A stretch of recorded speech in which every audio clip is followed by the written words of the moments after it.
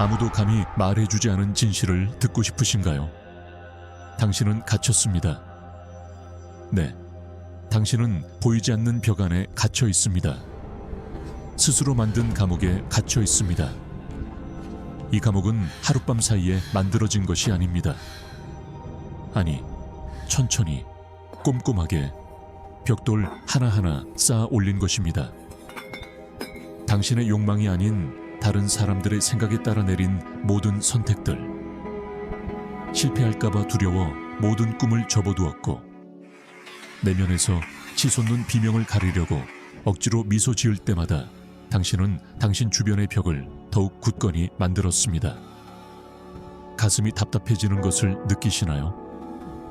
영혼을 짓누르는 숨막히는 압박감을 느끼시나요? 단순한 불안이나 스트레스가 아닙니다. 그것은 훨씬 더 깊고 파괴적인 무언가, 진정으로 살아보지 못한 삶의 무거운 짐입니다. 공연을 요청한 적도 없는 관객을 위해 만들어진 삶, 공연에 쏟은 노력을 이해할 만큼 관심조차 없는 관객들을 기쁘게 하기 위해 만들어진 삶, 그리고 이 모든 것을 더욱 가슴 아프게 만드는 것이 무엇인지 아십니까? 아무도 당신에게 이렇게 하라고 요구하지 않았습니다. 아무도 당신의 자유를 수능과 바꾸라고 요구하지 않았습니다. 아무도 당신의 본질, 당신의 독특함, 당신의 목소리를 버리라고 강요하지 않았습니다. 당신이 치른 희생은 무엇이었을까요? 그것은 스스로가 자초한 것이었습니다. 당신은 기꺼이 굴복했습니다. 다른 사람들의 기대에 스스로를 얽매였습니다. 덧없는 인정, 곧 사라지는 공허한 박수갈채를 위해 당신의 정체성의 일부를 내주었습니다. 그리고 이제 당신의 내면을 들여다볼 때, 진정으로 들여다볼 때 무엇이 보입니까? 진정한 당신으로 남아있는 것은 무엇입니까? 당신의 영혼에서 어떤 부분이 손상되지 않고, 두려움에 얽매이지 않고, 불안에 물들지 않고, 절박한 소속감에 의해 타락하지 않은 채 남아있습니까? 이것이 당신의 심판입니다. 비난이 아니라 깨달음의 순간입니다. 벽을 허물고 다시 시작할 기회입니다. 그들을 위한 것이 아니라 당신을 위한 기회입니다. 그들은 당신에게 통제가 열쇠라고 믿게 했습니다. 삶의 모든 면을 관리하면 모든 것이 잘 될 것이고 모든 것이 완벽해질 것이라는 환상을 심어주었습니다. 아무도 감히 말해주지 않는 진실을 알고 싶으신가요? 절대적인 통제는 거짓입니다. 당신을 바쁘게, 산만하게, 진정으로 중요한 것에서 멀어지게 하도록 설계된 정신적 함정입니다. 통제력에 집착할수록 불안, 침묵의 절망, 그리고 결코 오지 않을 무언가를 준비하느라 항상 바쁘기 때문에 결코 끝나지 않을 삶으로 치닫습니다. 겉보기에 모든 것을 다 가진 것처럼 보이는데도 왜 그 설명할 수 없는 공허함을 느끼는지 생각해 본 적이 있나요? 당신이 가진 것은 사실 당신의 것이 아니기 때문입니다. 당신의 성공, 당신의 관계, 심지어 당신의 생각조차도 타인에게 어떻게 인식될지에 대한 끊임없는 걱정에 오염되어 있습니다. 그리고 외부의 인정을 더 많이 추구할수록 한때는 알아볼 수 있었지만 이제는 16세기 조용한 탑에서 미셸 드 몽테뉴를 거의 기억하지 못하는 진정한 본질에서 멀어집니다. 오늘날 당신이 무엇을 분명히 보았는지, 초연함이 무관심이 아니라 진정한 자유로 가는 유일한 길이라는 것을 받아들이고 싶지 않다는 것을. 그는 우리가 외부 환경에 갇힌 것이 아니라 통제할 수 없는 것을 통제하려는 우리의 병든 시도, 즉 어떻게든 비판을 피하려는 남을 기쁘게 하려는 집착에 갇혀 산다는 것을 이해했습니다.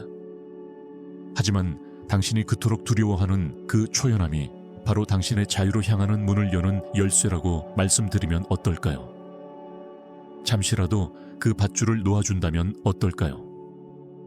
당신은 자신을 구해줄 거라고 믿는 그 밧줄을 너무나 꽉 붙잡고 있습니다. 하지만 실제로는 그 밧줄이 당신을 서서히 숨막히게 하고 있습니다. 바로 여기에 역설이 있습니다. 당신이 통제하려 할수록 말입니다.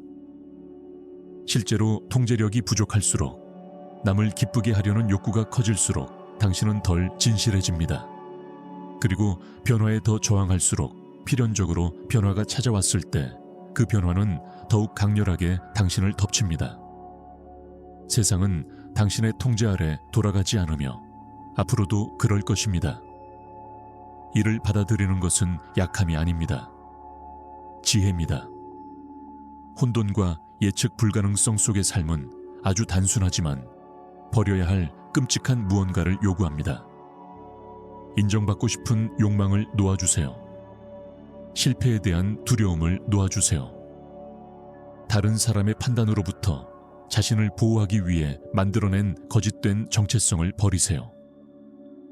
다른 사람의 의견에 대해 너무 걱정하지 않는다면 어떻게 될지 잠시 상상해 보세요.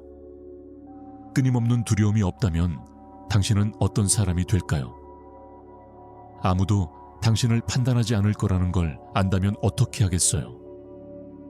지금 당신의 마음속에 그려지는 그 모습, 정신적 족쇄 없이 살아가는 그 모습이 바로 진정한 당신입니다. 하지만 이 불편한 현실 뒤에는 더 어둡고 더 깊은 무언가가 있습니다. 바로 당신이 통제력을 내려놓는 것을 두려워하는 것입니다. 왜냐하면 마음속 깊은 곳에서는 그 족쇄 없이는 당신이 누구인지 알 수 없기 때문입니다. 당신은 당신의 정체성이 너무 희석되고 외부적인 것과 뒤섞여 모든 것을 놓아버리면 아무것도 남지 않을지도 모른다는 사실을 깨닫는 것을 두려워합니다. 하지만 여기 몬타가 수세기 전 탑에서 당신이 아닌 것을 놓아버림으로써 속삭였던 해방적이고도 잔혹한 진실이 있습니다. 처음으로 당신은 당신이 무엇인지 명확하게 볼 수 있습니다. 당신이 추구하는 자유는 지금 당신을 마비시키는 두려움의 바로 저편에 있습니다.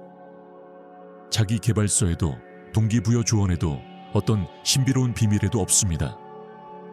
바로 지금 이 순간 당신이 삶에 맞서 더 이상 누구의 인정도 필요 없어, 더 이상 예측할 수 없는 것을 통제할 필요가 없어 라고 말할 용기를 갖기를 기다리고 있습니다. 더 이상 내가 아닌 척할 필요가 없습니다. 자, 말하래 보세요. 놓아버릴 준비가 되었습니까? 아니면 지나가는 날마다 당신의 진정한 본질에서 더 멀어진다는 것을 알면서 통제에 계속 매달릴 것입니까? 이것은 당신이 원하지는 않지만 절실히 필요한 여정의 시작일 뿐이며 결정은 오직 당신의 손에 달려 있습니다. 스스로 만든 황금빛 우리에 갇혀 살겠습니까? 아니면 두려움을 안겨주지만 궁극적으로는 살아있음을 느끼게 하는 자유 속으로 뛰어드는 위험을 감수하겠습니까? 초연함의 철학이 오신 것을 환영합니다. 자신에 대해 안다고 생각했던 모든 것을 완전히 바꿔놓을 내면의 자유를 추구하는 것입니다. 길은 불안하지만 그 자유를 향해 나아가는 것보다 더 두려운 것은 바로 지금 있는 곳에 머무르는 것이라고 장담합니다. 목표를 추구하는 것이 가장 중요하다고 확신해 왔지만 그 목표들 대부분이 실제로는 당신의 것이 아니었다는 것을 깨닫게 된다면 어떻게 될까요? 평생 다른 사람들이 만들어 놓은 사다리를 오르려고 애써 왔습니다. 정말 그곳에 가고 싶었는지 한 번도 의문을 품지 않고 이제 이렇게 높은 곳에 오른 당신에게 당신이 꿈꿔왔던 파노라마는 어떤 모습일까요? 아니면 다른 누군가가 바라던 모습의 왜곡된 모습일까요?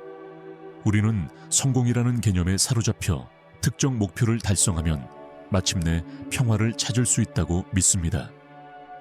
하지만 성공이 정확히 무엇인지, 그리고 더 중요하게는 누구의 성공인지 생각해 본 적이 있나요? 어쩌면 당신은 이미 올바른 것을 공부하며 행복을 가져다 줄 것이라고 생각했던 목표들을 여러 개 달성했을지도 모릅니다. 적합한 곳에서 일하고 적합한 사람들과 관계를 맺으면서도 무언가 부족하다고 느낍니다.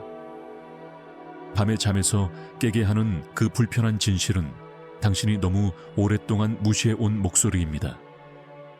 당신의 진정한 본질은 들려지기를 요구합니다. 몽테뉴는 세상의 소음에서 벗어나 자발적으로 격리된 생활 속에서 무언가를 발견했습니다. 그것은 드러내고 위험한 무언가였습니다.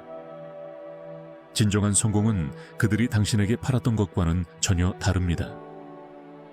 사회적 지위도, 재화의 축적도, 심지어 외적인 인정도 아닙니다. 진정한 성공, 소수만이 좇을 용기를 가진 그런 성공은 부, 명예, 사회적 인정으로 측정되지 않습니다. 진정한 성공은 당신의 진정한 본성과 온전히 일치하는 삶을 사는 데 있습니다.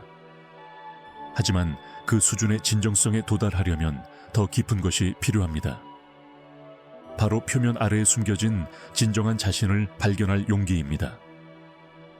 이는 기대의 층층을 벗겨내고 오랜 세월 세상에 보여주려 애써 만들어낸 페르소나에서 벗어나 가면 아래에 존재하는 날 것 그대로의 거르지 않은 자신의 모습과 마주해야 함을 의미합니다. 사실 우리 중 많은 사람들이 너무 오랫동안 가면을 쓰고 살아왔기에 가면을 쓰고 있다는 사실조차 잊어버립니다. 우리는 타인에게서 내면화된 기준에 맞추기 위해 매일매일 연기하는 전문가가 되어왔습니다. 그리고 항상 인지하지는 못하지만 이러한 끊임없는 연기의 대가는 엄청납니다. 진정한 우리 자신이 아닌 정체성을 유지하는데 엄청난 에너지를 쏟아붓는 것은 정신적으로나 감정적으로 우리를 지치게 합니다. 마음은 끈질기게도 그 환상을 유지하도록 계속해서 우리를 몰아붙입니다. 하지만 내면 깊은 곳에서는 항상 조용한 반항이 일어납니다. 우리 안에 무언가가 거짓에 저항하고 언젠가는 그 가면에 금이 가기 시작합니다. 침묵시키려 하거나 다른 것으로 덮어버리려 하거나 존재하지 않는다고 스스로를 설득하려 할 수도 있지만 그 목소리는 계속될 것입니다. 불편할 수도 있지만 부정할 수 없이 해방감을 주는 진실이 있습니다. 역할과 캐릭터 뒤에 계속 숨어있는 한 진정한 평화를 결코 경험할 수 없다는 것입니다. 스트레스, 불안, 공허함, 이 모든 것은 미스터리가 아닙니다. 자신보다 타인을 만족시키기 위해 만들어진 삶을 살면서 불가피하게 겪게 되는 결과입니다. 이제 어려운 부분, 많은 사람들이 마주하기를 꺼리는 부분입니다. 철학자 몬트 몬타나가 말했듯이 대부분의 사람들은 자아 발견에 따르는 불확실성보다 익숙하지만 만족스럽지 못한 삶의 편안함을 선택합니다. 진정한 정체성을 받아들이기 위해 모든 것을 걸겠다는 생각은 많은 사람들에게 두려운 일입니다. 그래서 그들은 안주합니다. 반쯤 살아온 듯한 삶을 받아들이고 덧없는 행복의 순간을 붙잡으며 진정한 성취를 찾아 미지의 세계로 나아가려 하지 않습니다. 그렇다면 질문은 다음과 같습니다. 당신은 어디에 서 있습니까? 진정성을 위해 편안함을 감수할 용의가 있는, 진정으로 자신을 찾는 여정을 시작할 만큼 용감한 소수 중 한 명입니까? 아니면 일상에 마비된 안전함, 즉 바쁘고 산만하며 더 깊은 갈망에서 편안하게 단절된 일상을 선호하는 사람입니까? 오해하지 마십시오. 일상은 강력한 진정제가 될 수 있습니다. 그것은 당신을 안주에 빠지게 하고 호기심을 무디게 하며 시간이 지남에 따라 당신의 의지의 불꽃을 서서히 꺼뜨립니다. 하지만 당신은 이 겉보기에 안정감에 엄청난 대가가 따른다는 사실을 알지 못합니다. 내면의 자유를 완전히 잃는다는 것은 많은 사람들이 언제든 하고 싶은 것을 할 수 있다는 것과 혼동하지만 사실 훨씬 더 깊은 의미가 있습니다. 자유란 자신에게 진실할 용기를 갖는 것이며 설령 기대에 도전하는 것을 의미하더라도 말입니다. 틀을 깨고 때로는 가장 사랑하는 사람들을 실망시키는 것. 어쩌면 이쯤에서 당신은 이렇게 생각할지도 모릅니다. 진정성을 유지하다 보면 지금까지 이룬 모든 것을 잃게 될까봐. 그리고 바로 여기서 또 다른 역설이 나타납니다. 당신이 가진 것을 유지하려는 척해야 한다면 그것은 애초에 당신의 것이 아니었던 것입니다. 진정한 관계, 정말 중요한 프로젝트, 지킬 가치가 있는 업적, 그리고 진정성으로 완벽하게 살아남습니다. 오히려 진정성을 지킴으로써만 진정으로 중요한 것과 그저 공간을 차지하고 있던 것을 발견할 수 있습니다. 실제로 당신은 상상하는 것보다 잃을 것이 훨씬 적고 생각하는 것보다 얻을 것이 훨씬 많습니다. 하지만 물론 먼저 도약해야 합니다. 미지의 세계로 당신이 완전히 통제할 수는 없지만 적어도 진정으로 당신의 것이 될 삶으로 도약하는 것입니다. 그리고 여기서 몽의 핵심 사상이 다시 등장합니다.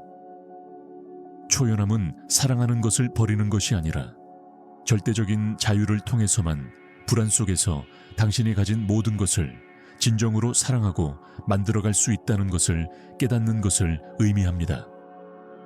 그리고 애착은 결국 당신을 사로잡습니다. 이것이 바로 메시지입니다. 대부분의 사람들이 가진 것을 잃을까봐 두려워하며 산다고 아무도 말해주지 않습니다. 그들은 그것을 잃으면 어떤 일이 일어날지 스스로에게 허락하지 않았기 때문입니다. 그들은 관계, 직업, 미리 만들어진 정체성에 필사적으로 매달립니다. 그리고 그러한 노력 속에서 그들은 당신을 대표하지 않는 것에 집착하지 않는 바로 그 순간 진정한 삶이 시작된다는 사실을 잊습니다. 그럼 이제 당신은 어떻게 하시겠습니까? 당신이 누구인지 발견하는 것을 두려워하며 계속 무기력하게 살아갈 것입니까? 아니면 마침내 이미 알고 있는 것을 놓아주고 당신을 두렵게 하는 불확실성 속으로 뛰어들 용기를 얻을 것입니까? 하지만 그것은 통제, 인정, 두려움에서 벗어나 훨씬 더 가치 있는 것. 진정한 당신을 발견할 가능성을 가지고 있습니다. 이것이 바로 길입니다. 몬테그는 그의 조용한 탑에서 걸어 나왔고 지금 당신 앞에 놓인 바로 그 길입니다. 당신은 감히 이 길을 걸을 것입니까? 아니면 당신 자신의 존재를 계속해서 지켜보는 것에 만족할 것입니까?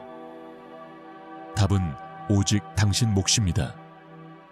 그 선을 따라가면 스토리텔링이라는 행위가 지식이나 감정을 전달하는 수단일 뿐만 아니라 정체성을 찾아가는 우리의 깊은 거울이기도 하다는 것을 알 수 있습니다. 의식적이든 무의식적이든 이야기를 할 때 우리는 우리 자신이 무엇인지 혹은 우리가 무엇이 되고 싶어 하는지를 보여주는 거울 앞에 서게 됩니다.